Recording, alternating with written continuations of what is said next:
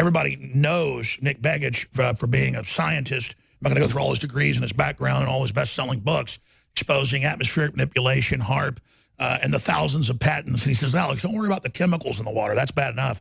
It's the electromagnetic manipulation. And now it's being admitted. So this is being deployed against us. So he joins us now. But I wanted to ask him first, as a smart political brain, what he makes of Trump, his report card. I think he's starting to break the back so far of the swamp, beginning to drain it as all the revelations of illegal spying come out. I still think we're not out of the woods, but I think that people need to stay the course, because I really see signs that Trump is strengthening and the globalists and their whole plan are weakening, and that humanity might have some hope, not just through Trump, but through all the nationalists and populists in your work, understanding there's a breakaway civilization, there's a technocracy, there is a system that is breaking away from us, and it doesn't want us to be involved in it. But if we're involved in it and just study it, then we can take control of it for the betterment of humanity, just like they didn't want global government being debated. They would say just 5 years ago didn't exist still. When you and I covered it, and you would be on with Art Bell or George Norrie, we get attacked for it. But now it's all out in the open. So I see that we've made giant leaps from where we were. And even though it seems like things are really bad now, if you look at how far we've come, I think we've come far enough in the awakening process that if we just keep pushing, it's going to get easier and easier and easier as we go. I think we've reached the top of the hill if humanity recognizes the chance and grabs at it. What do you say, Dr. Nick Begich of Earth Pulse? I think it's true. The fact of the matter is, if the public now recognizes the power that they actually have in this equation for making change, for doing it differently, we have that opportunity right now. I mean, over 25 years ago, I started talking about this stuff and sort of where the trends were headed, and we are there. Unfortunately, we're like at 5 minutes to midnight once again, which seems to be always the case in American politics. We always wait sort of to the last minute. Now, when I look at sort of the conditioning and what's happening, you mentioned the social scoring that China is now doing. That really is part of the whole system right now across the globe. When you look at what China is doing, and then you look at their next door neighbor, India, in terms of facial recognition, fingerprints, I mean, all of the biometrics that are being instituted now just to get plugged into their banking system and into their system of social services, voting, et cetera. And they've done most of it. I mean, I think it's 1.1 billion people already, and more to come. The whole shift is more towards the elite. In fact, I have this conversation often with a lot of people. I don't think Trump is part of that elite. I think all of us know that, and there's a lot of people would like to see him go. But look at the scorecard: lowest unemployment, highest stock market. People are coming to the tables, talking to America again. The trade agreements are out and being revitalized in America's interest. And I think the approach is certainly radically different than the past, and radically different is what America needed and what American citizens voted for, and we have it. And let's see what happens. In terms of the control aspect, social media has been in the news. It was engineered from the very beginning to have one purpose, and that is to move public opinion and control the culture. I mean, when you look at media across the board, people say, oh, it doesn't have such an effect. Yes, it does. It is. And they act like it's a scandal when Trump and people do some public scraping just to reach out to folks, when that's like first grade math compared to quantum mechanics with what Facebook and the Democrats have been openly doing. It's such a joke when they go, we didn't know there was social engineering. Gee, how evil. They contacted people on Facebook that were public databases. How terrible. We need to control this, which means putting everybody that's a libertarian, a conservative, you name it, a pro-human person into an electronic gulag. Right, and you look at, you're talking about putting spies in someone's campaign. This is exactly what was happening in the 1960s and early 70s here in the U.S. under the Hoover FBI, who was blackmailing half the Congress, really pushing a lot from that dark side of government. And it was Hale Boggs, strongly opposing him up until the point in which he was finally out of there, out of the FBI. But the institution still had the same rot, the same structure, the same internal, sort of culture that had evolved under Hoover. That did not change. I don't think it's changed today. The idea that it's a political arm, think about this. We hear all this saber rattling about, for instance, intellectual property rights in China, as an example.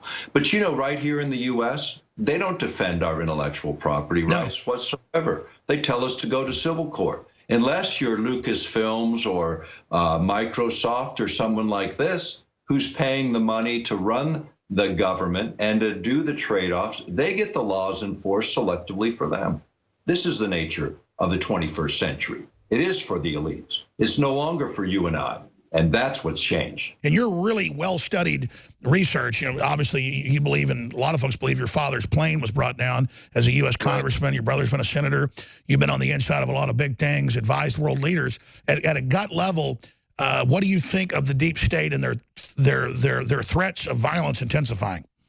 There is a panic party going on, and they are worried. And they're worried about all of it unraveling. And this guy, as president, they just don't have the control. They didn't spend 50 years building his career in politics. He came in as an outsider, as a renegade, actually. And we get that, and we don't care if he went out with a porn star. Exactly. We didn't hire him for that. We hired him as a wrecking ball.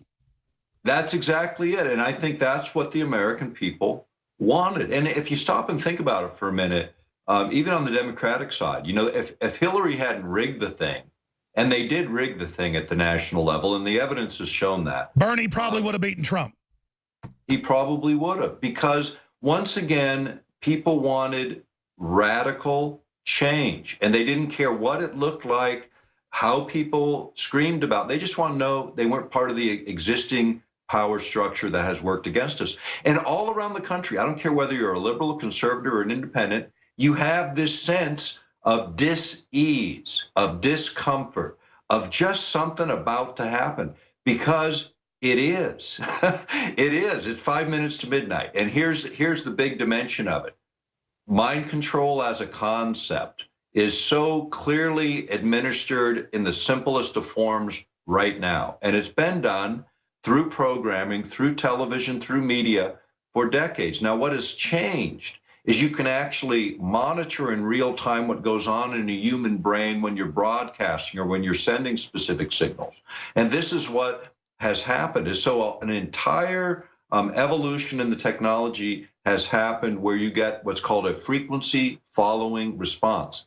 FFR, it's taught in every master's level institution that teaches psychology. And what it says is external signals can influence the internal activity in the brain and cause your emotional state to be shifted. This is the simplest thing, the simplest aspect of it, well over 20 years old. The things that you're reading about in today's paper about implants, this was pioneered years and years ago, and people forget that over 200 people in the AG's office in Mexico were implanted years and years ago, and people said, oh, it's to stop corruption. No, it was to maintain control over those who were corrupted.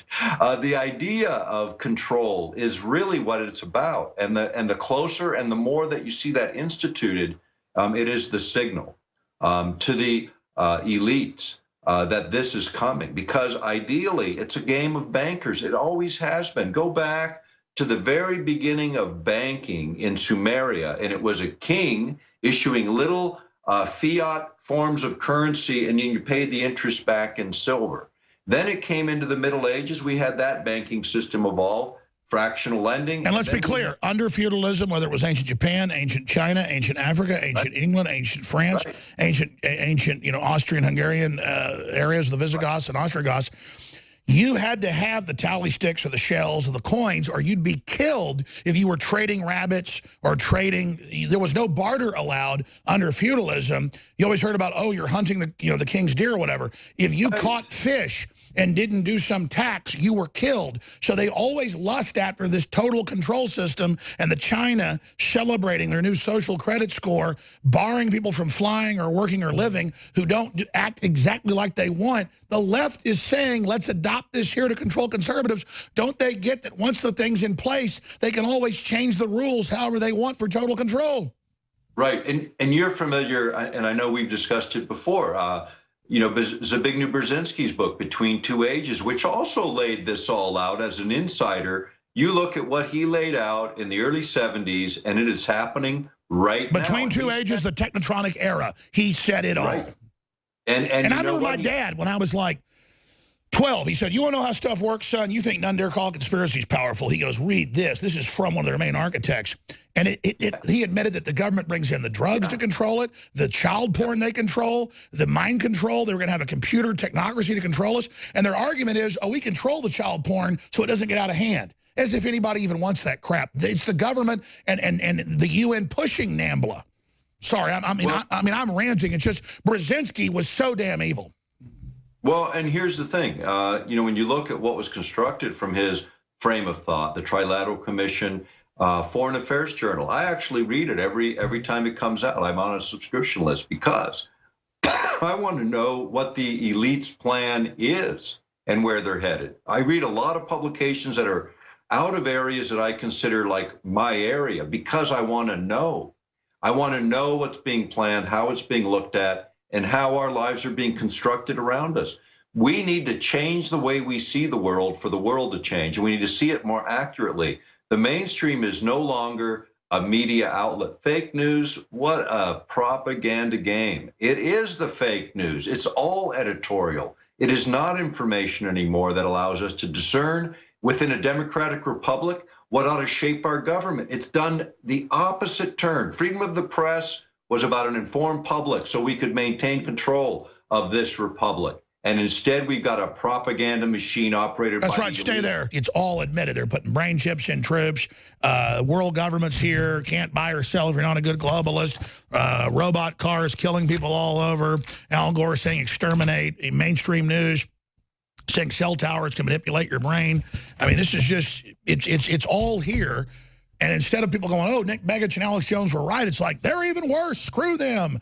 It's just quite a paradigm, Dr. Begich. Go ahead.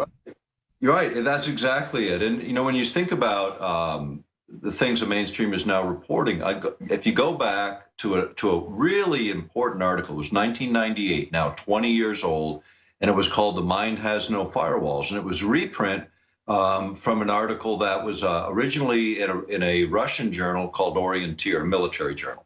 And what it talked about, and was later absolutely supported in mainstream reports within the United States and academic studies, was the idea that any electromagnetic carrier, any system that can carry a signal, can carry a signal on it that allows you to manipulate the behavior of people within contact of that signal. Now, what can be used is the internet, telephone, radio networks, power grids, any of the things that essentially carry a part of the electromagnetic spectrum that you can manipulate. And so this is essentially what has happened. Now, the idea of being able to have a more targeted effect rather than affecting general populations, this is possible using cell phone systems that then are actually tagging a specific individual who can be linked into that system.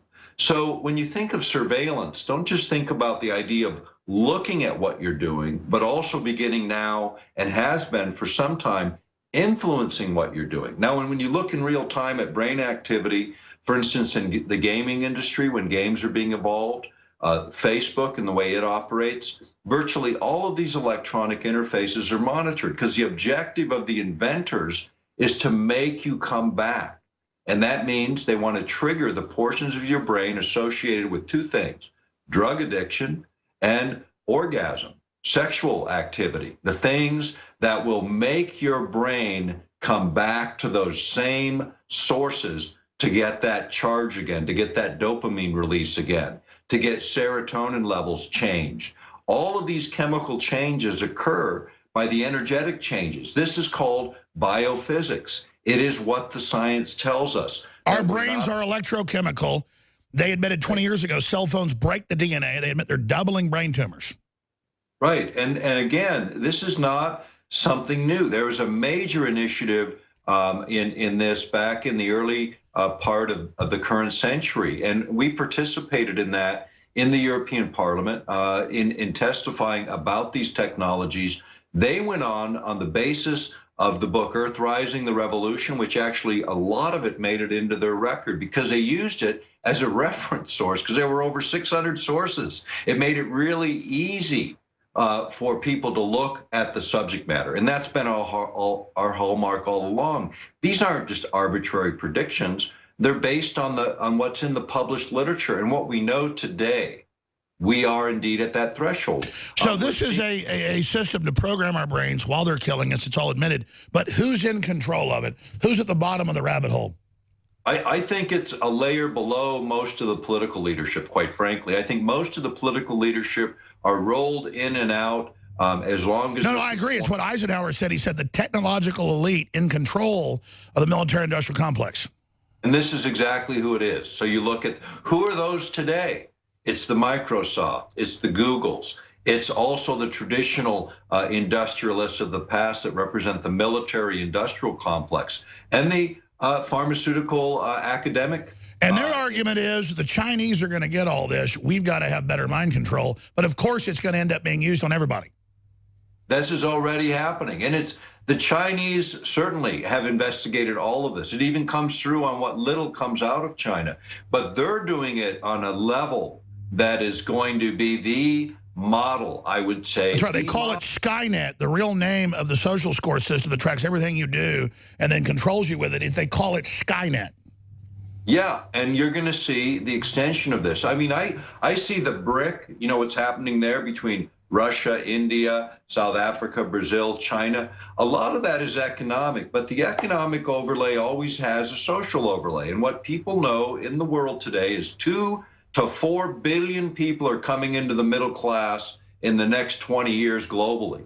And the elites want the same kind of gains, only now they really want the controls because democratic republics do not serve the interest of elites. What countries need to do is take their sovereignty back, starting with their economics, starting with their currency. Exactly, and say we want a new social contract admitting all this and not having a global race towards dehumanization, but a global race towards human empowerment.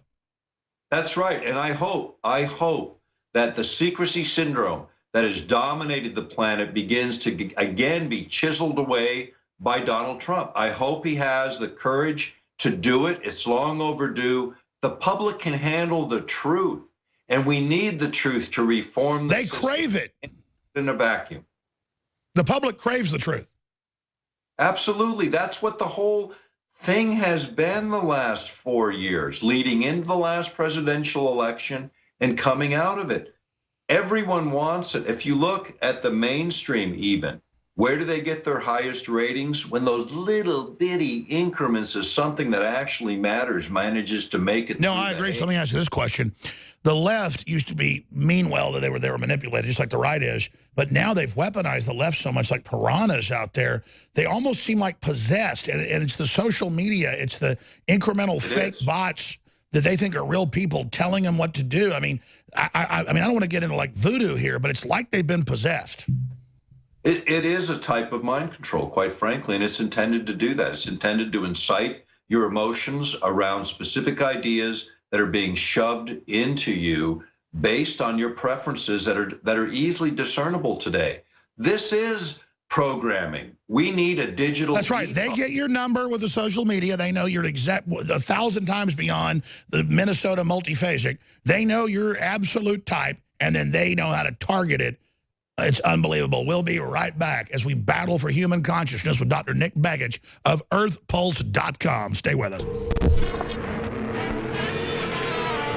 You just saw a short excerpt of the full interview we did with this notable awakened human.